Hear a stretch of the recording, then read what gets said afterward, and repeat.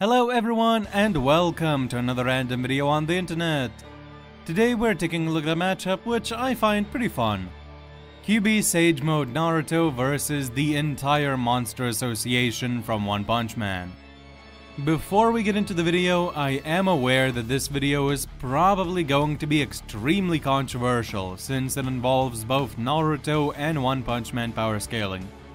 I want to say this is just my view and interpretation of both versus powers, and this video is just meant to be a fun little discussion. This is legit just meant to be fun for me and for anyone else interested in the topic. If you disagree with anything I say, please go right ahead. Just do so in a civilized manner, please.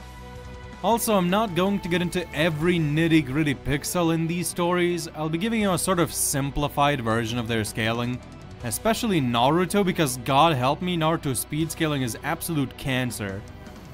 But with that out of the way, let's get right into the video. I'll start things off with Naruto and his scaling, because I don't cover Naruto very much on my channel these days, and I've already established my stance on a lot of the Monster Association in previous videos. The version of Naruto I'll be using for this video is specifically Biju Sage Mode Naruto from his fight with Jubito, because I feel like he makes for the most interesting discussion here. So starting off, Naruto's attack potency is pretty easy to scale. During the war arc, Naruto and Bee fire off a full power Biju Bomb at the same time and cause this explosion, which has been calced at Multi-Continental. The Nine Tails is a lot stronger than the Eight Tails, so Naruto should be making up the majority of this feat's energy. After this feat, the Ten Tails is born, and its chakra dwarfs that of the Nine Tails and is even said to be almost immeasurable to Naruto and Kurama.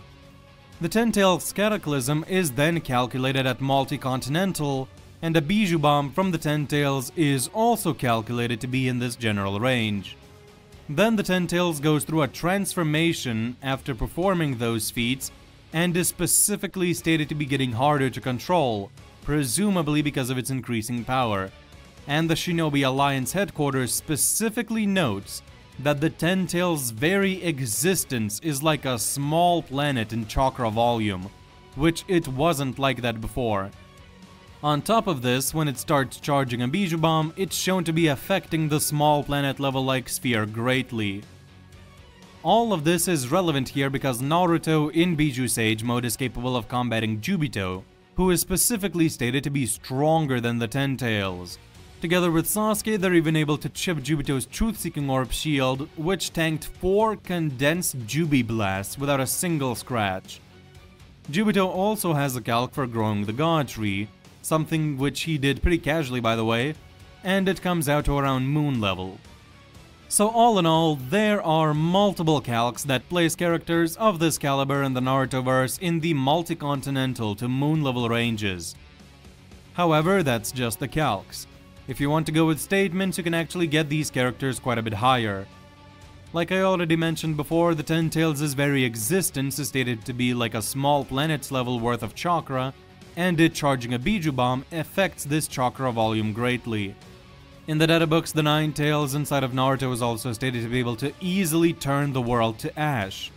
World most likely meaning Earth in this instance. On top of this, the Biju Bomb profile states that they make the Earth and the heavens tremble, though this is definitely more of a hyperbole in my opinion. I am aware that the multi-continental Biju Bomb calcs can be somewhat contested and calced differently depending on if you use vaporization for the Biju Bombs or not, but the Ten Tails Cataclysm is pretty definitively calced at multi-continental, and Biju Sage Mode Naruto scales higher than that, so in my eyes it is more consistent for these feats to be that strong instead of just country level or whatever. Jubito also has casual moon level feats, and again Biju Sage Mode Naruto scales to him to some degree, so him being just country level just an hour earlier is pretty ridiculous. Personally, I'm more inclined to go with the multi-continental to moon level meta for the Nine Tails and KCM2 Naruto, but with the Ten Tails and Jubito, I see them as likely being at least small planetary to planet level, with KCM2 Sage Mode Naruto also scaling to these levels. This may seem unlikely because Sage Mode alone shouldn't be that much of an amp, But you have to consider that Naruto just overall grows much stronger after initially attaining KCM 2. You can see this in his performance against Madara and Obito. He does way better against the both of them later on in his battles, and then gets stronger by fighting Jubito, getting mental amps and such. Then stack that with Sage Mode, which is at least an over 10 times amp, and now this gap sounds a lot more explainable, doesn't it? And on top of this, characters who are only a couple tiers higher than this, like Jubi Madara, have pretty definitive planet to large planet level calcs. There's just no way that KCM2 Sage Naruto is trillions upon trillions of times weaker than this Madara, who is at that planet to large planet level. So overall, mid-bald Bijou Sage Mode Naruto should be small planet to low planet level, and high-bald he could be decently high into planet level ranges and attack potency, but again, I personally like to go with a small planet to low planet level meta. And since Bijou can tank their own Bijou bombs, as seen with the A-Tails, Naruto's durability should also scale to this level, at least with the Kurama avatar. This is also consistent with him being able to take some attacks from Jubito without dying. Now for speed, like I said, speed scaling in Naruto is absolute cancer, so I'll just give the take which I believe to be the most interesting for this battle. There are numerous light speed statements in the databook for characters who are around the level of KCM 1 Naruto, all of these statements to be precise. I know that there are contradictions to this in both the manga and the databooks themselves, like Zetsu considering the speed of lightning impressive or the 5-second interval between Pain's attacks being considered by several shinobi to be short. However, both of these instances are extremely inconsistent with the rest of the series. Kakashi as a teenager cuts lightning bolts, and many characters react to chakra amped lightning throughout the course of the series. And the 5-second interval for Pain would be considered very long even for a lightning timer, or even just a supersonic character. As a reminder, the sound barrier in Naruto was broken back in the Chunin exams by Kid Sasuke. It's just really inconsistent for Kirin and Pain to be this slow, and in my opinion, it is an instance of the author sort of forgetting how fast he's made prior characters, and just going with what sounded impressive in his head. If you still have contentions with Lightspeed KCM 1 Naruto, that is completely fine, I won't contest it. But just to remember that One Punch Man also has plenty of inconsistencies like this. Like Genos thinking blowing up a meteor is impressive right before he goes on to deflect a planetary beam. Atomic Samurai's calc for casually cutting a laser being more impressive than like 80% of the calcs for Garo and Platinum S going at full speed. Or Watchdog Man going at a couple 100 kilometers per hour being meant to be impressive somehow? Like what? But in general, even if you disagree with the Lightspeed stuff, please just go along with it for the video because it's more fun that way. And that's just what I'm here to do. Have a fun discussion. And hey, I'll give you my thoughts on the topic if you disregard the Lightspeed Naruto meta at the end of the video.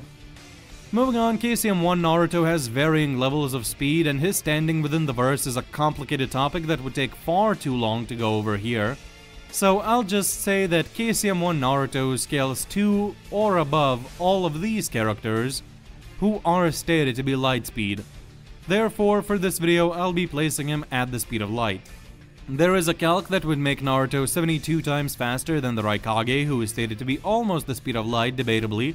But that calc is very inconsistent with the series, and I don't think it's valid. KCM 2 Naruto is then able to completely perception blitz Kakashi and Guy, who both fought alongside KCM 1 Naruto at comparable speeds, and even showed superiority to him at points. So KCM 2 Naruto should be at least a blitz tier above KCM 1 Naruto.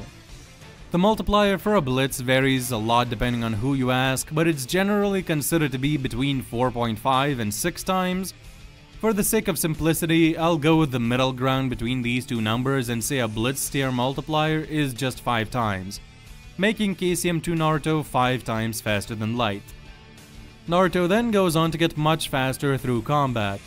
A direct comparison can be seen when, in the beginning of his fight with Madara, Naruto gets absolutely fondled by Madara casually, But later on, the same casual Madara is thrusting a Susanoo sword at B, and Naruto is able to blitz over to him from across the battlefield and grab the blade.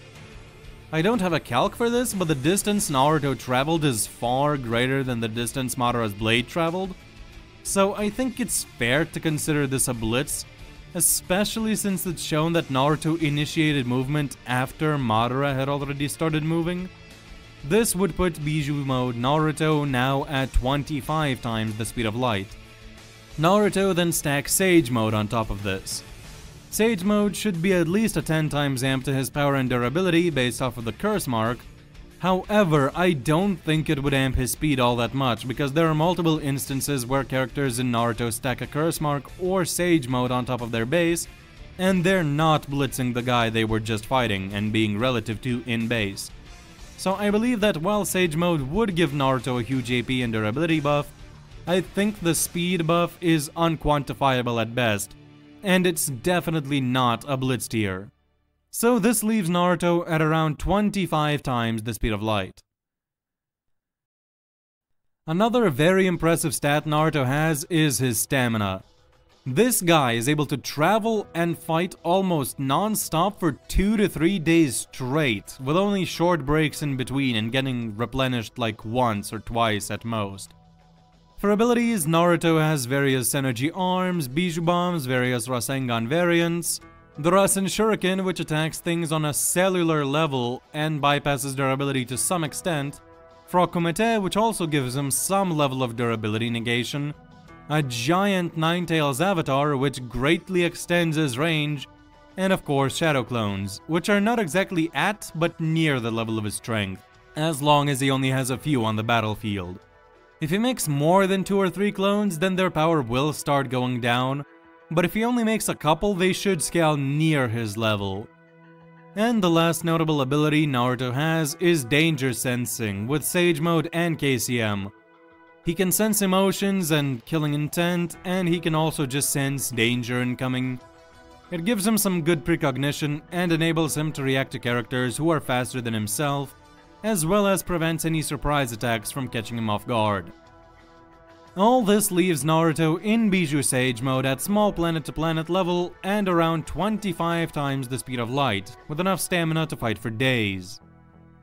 So how does the Monster Association compare? We'll be using the baseline Monster Association, so no Sairochi or Sage Centipede, but I will be giving them Evil Ocean Water. We'll say the fight takes place near the coastline of a huge ocean or something like that. Now, I'm pretty sure I don't need to tell you that most of the association members do not scale to this level. The 500 or so fodder members will be wiped out effortlessly, and the low tier cadres don't stand a chance either. This leaves us with Orochi, Ocean Water, Platinum S, Psychos, Elder Centipede, Overgrown Rover, and possibly Goketsu and Homeless Emperor. I've gone into detail on why Platinum S being multi-continental is very weird in my video on Golden S vs Silver Fang, so if you're curious, feel free to check that out. But for this video, I'll be highballing the cadres to make them at least a little more relevant. So for this video, Platinum S is multi-continental based off of the Homeless Emperor statement and the calcs that come from it. For reasons I once again went over in Bang vs Golden S, I believe that Bang should scale to Platinum S to some degree. Elder Centipede and Overgrown Rover's durability should both scale above Bang's attack potency, or at least to it, making them multi-continental as well. Psychos is said to make Gyoro Gyoro look like nothing, Gyoro Gyoro being above Elder Centipede through some lore implications. Homeless Emperor is stated to be able to take down anyone if he teams up with Black S. Presumably this would include Elder Centipede, so Homeless should also scale to multi-continental. Goketsu is one of the stronger cadres and Gyoro Gyoro couldn't believe he died, so he should scale to these levels too. Now for speed, Elder Centipede and Rover are actually pretty slow, as Genos is able to outspeed Elder and Red Hair Garo also manages to keep up with Rover. Both of these guys should be relativistic or maybe as fast as Light, but not much more. This is consistent as Darkshine states that Atomic Samurai, who has been calced to 4 times FTL, would annihilate a faster version of Garo than the one that fought Rover.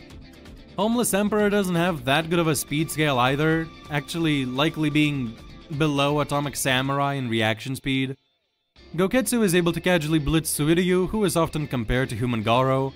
On top of this, Goro implies that he could take on several S-class heroes at once, possibly including people like Atomic Samurai or Flashy Flash, so Goketsu should be at least a few times faster than Light. Psychos blitzes Flashy Flash, who is stated to be faster than Light and scales above Atomic Samurai, who could casually perform a feat calced at 4 times FTL.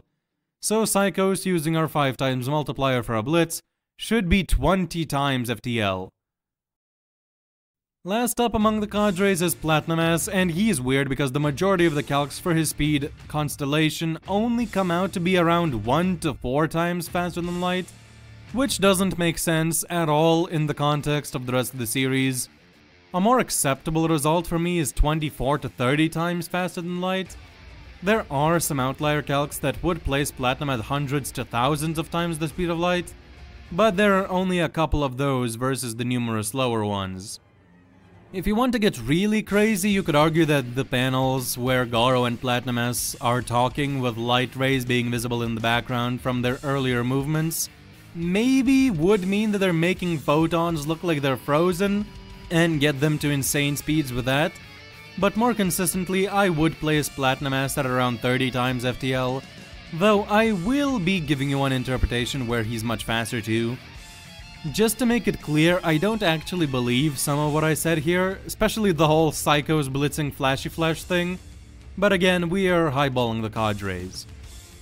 Now for the big boys of the Monster Association, Orochi and Evolution Water. Water has very few showings, but from what he did do, in a much lesser form, it was able to react to and pressure Atomic Samurai, and react to Garo, who goes on to fight Platinum S soon after this. So for this video, we'll say that Ocean Water should be bare minimum as fast as Platinum S and place him at 30 times the speed of Light. However, it is shown that when it absorbs more water, it gets faster, so it's possible that by now it might be way faster than that and we just haven't seen it. Water's attack potency is also enough to make Garo bleed. This is the same Garo who two-shot Platinum S, and in a flurry of blows is able to damage Sage Centipede, who has small planet level calcs, making Ocean Water small planetary. It's also been calced that just to exist, it has to exert multi-continental levels of energy, so this is pretty consistent. Now for the strongest monster, Orochi. As I've already covered a few times, his Suck Force alone has been calced at small planet level, and it's been done more than once too. There are multiple calcs for this feat being that impressive now. This is just the sucking force of Orochi's tail, so his actual attacks, especially the Gaia Cannon, should be far stronger than this. Speed-wise, Orochi is able to blitz a monster called Awakened Cockroach, who can react at the speed of Light, so he should be at least a few times faster than Light while suppressed. Sadly though, we have no further speed feats from him. However, Gyoro does consider Orochi's horn attacks to be fast, so for this video we'll say that full power Orochi should be at least as fast or faster than Psychos, making him over 20 times faster than Light. With all that established, how does the fight between the Monster Association and Bijou Mode Sage Naruto go? Right off the bat, all the irrelevant monsters die. They're not even good enough to be distractions. The top tier cadres might be able to take a few hits if Naruto isn't going all out right off the bat, but they would not last long either. A single Bijou Bomb with effort behind it would definitely wipe them all out. Even with the high balls I've granted them, it's just not close. They could maybe serve as diversions, but with Sage Mode, Naruto would be able to see any attacks from the higher members coming and avoid them anyway. Very quickly, the big four of the Monster Association would be the only ones left: Orochi, Psychos, Platinum S, and Evolution Water. Platinum S might be faster than Naruto, but he is just never damaging him, especially if Naruto has the Kurama avatar active. And it's not like the gap in speed is that large anyway, assuming you don't take the more outlandish route with his scaling. Even if I did say Platinum is hundreds of times faster than Light, he just still wouldn't be able to win or make that much of a difference against Naruto. He would just be kind of a fly, just sort of smashing into him from time to time. Psychos, with heavy benefit of the doubt, is close to Naruto's speed here, but her attack potency is lacking here and she would probably eventually get tagged and die. She could serve as decent support with her psychic powers, maybe try to slow him down at a crucial moment, but overall she'd probably be wiped out as soon as Naruto pulls out a Bijou Bomb. Ocean Water and Orochi are definitely the biggest threats. Things do get a lot more interesting here. Both of these guys have enough speed and power to contend with Naruto. Water is slightly faster, but Naruto could definitely keep up with Sage Mode Precog, and Orochi is slightly slower, but he fights with many separate dragons and tendrils, which can all individually react to attacks presumably, and produce large-scale multi-directional blasts. You might say Orochi should be stronger than Naruto because his small planet level feat is simply from his pulling force, but the Ten-Tails is small planetary just by existing, and Naruto is fighting an amped, refined version of it. So overall, I'd say just saying they're relative is much simpler and more fun. With this kind of being in close battle in stats, it all comes down to the combatant's powers and abilities. Ocean Water will be hard to kill because of its size and because it's, you know, water. But I would argue that Naruto is pretty much the perfect counter to it because he has very large-scale Bijou Bombs which can vaporize things and completely evaporate water. And looking at the size of these Bijou Bomb explosions compared to Ocean Water, it's pretty clear that it wouldn't take too many of them to completely obliterate the monster. Even if we go with the Platinum as hype calcs and put Ocean Water at thousands of times faster than light with its oceanic cannons, it's not like it can actually dodge blows. Naruto could create a couple shadow clones and simply power through the water streams with Kurama avatars while spamming Bijou Bombs at Ocean Water until it loses so much water that it slows down and dies. And Naruto wouldn't actually need to evaporate all the oceans on the planet. If he just obliterated Ocean Water's main body quickly enough, he could kill the monster before it can use the surrounding water to refuel. Pretty much like Saitama did, just with a lot more difficulty. Orochi is a beast in his own right, but one-on-one against Naruto, he has worse hacks and slightly worse speed, so he would definitely lose, especially when you consider that I kind of used a very iffy argument to get him to that speed in the first place. Even if he tries to charge the Gaia Cannon, Naruto is not going to allow that. He's not Goku and he's not Saitama. When Naruto sees openings, he goes for them. He fights dirty sometimes. Like, legit, he uses strategies and fights dirty and just... The things Naruto does to people, Jesus Christ. And I'm positive that a Bijou Bomb would take less time to charge than the Gaia Cannon. Now, one Bijou Bomb probably wouldn't be enough to kill Orochi, but it would be enough to knock him off his feet and damage him, so it would likely interrupt the charging of the cannon well enough. And besides, why fire one Bijou Bomb when you can fire several in rapid succession? The problem arises when Ocean Water and Orochi are both against Naruto at the same time. Now Naruto has to worry about the both of them and can't zero in on one or the other. I think the best strategy for him would be to create a shadow clone to hold off Orochi while he focuses his efforts on Ocean Water. But in this case, if Water is faster than Naruto by a substantial amount, it would be tough for the ninja to evaporate him without the help of more clones. I could also see Orochi being smart enough to know that he needs to protect Ocean Water and going out of his way to shoot down any Bijou Bombs flying toward it. Overall, though, if they are similar in stats, I believe Naruto would win mid to high difficulty because of his superior arsenal. If Ocean Water is way faster due to Platinum S upscale, then I could definitely see Naruto having a lot of trouble, and I could see him losing, with mid to high difficulty for the other team. But wait, don't click off yet. I've got 3 more quick interpretations of this fight for you. Firstly, I did mention that I would go into how this fight would end if we don't take the Lightspeed meta for Naruto into consideration. Without it, Bijou Sage Mode Naruto would only be sub-relativistic at best. That means even the slowest cadres should be able to really easily outspeed him. Naruto's attack potency would still be far greater than theirs, so they couldn't damage him, but Orochi and Ocean Water would just both demolish him, so yeah, they win low difficulty at that point. Another interpretation of this fight concerns Naruto's attack potency. This is more so just food for thought, it's not an actual argument, but hear me out. All the calculations I've listed for Naruto assume that the Earth in Naruto is the same size as the Earth in our real world. In actuality, there is a preponderance of evidence that the planet in Naruto is huge compared to our Earth. Take this example for instance. For characters who are casually dozens of times as fast as sound at the very least, it takes 3 days to run from here to here on the Naruto world map.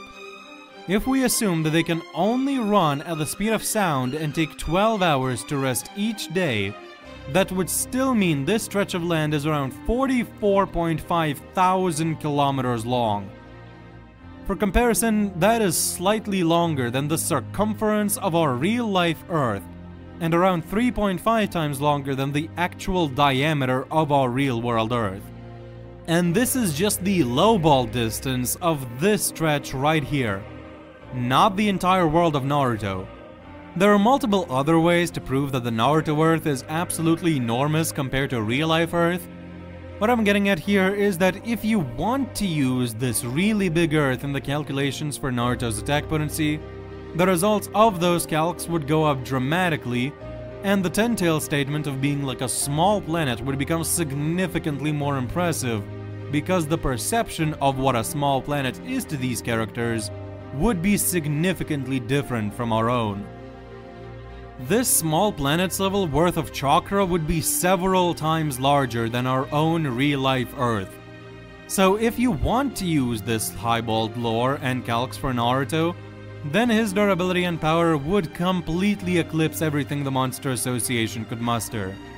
Even if Naruto was only as fast as lightning, it wouldn't even matter at that point because the Monster Association would be nothing but bugs to him, while he charges a giant planet surface wiping blast that completely annihilates them. But again, that's if you go with the big Earth theory. Another interpretation of Naruto's power can come from the Naruto the Last Movie, where the combined chakra of 100 shinobi is stated to be enough to blow up the moon when shot through a cannon. The moon in Naruto is hollow, but the people who made the cannon don't know that. Naruto by himself is able to amp thousands of shinobi by 3 times their normal chakra in KCM2 during the war.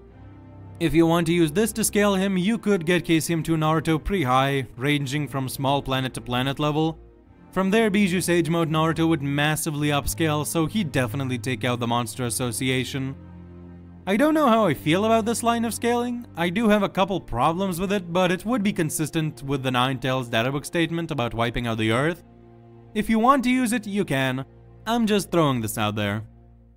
But that is going to be it for me today. I have given 3 separate interpretations of how this fight could go down in my eyes, so please let me know which interpretation you think is the most likely, or if none of them are plausible in your eyes, then tell me how you think this fight would go down.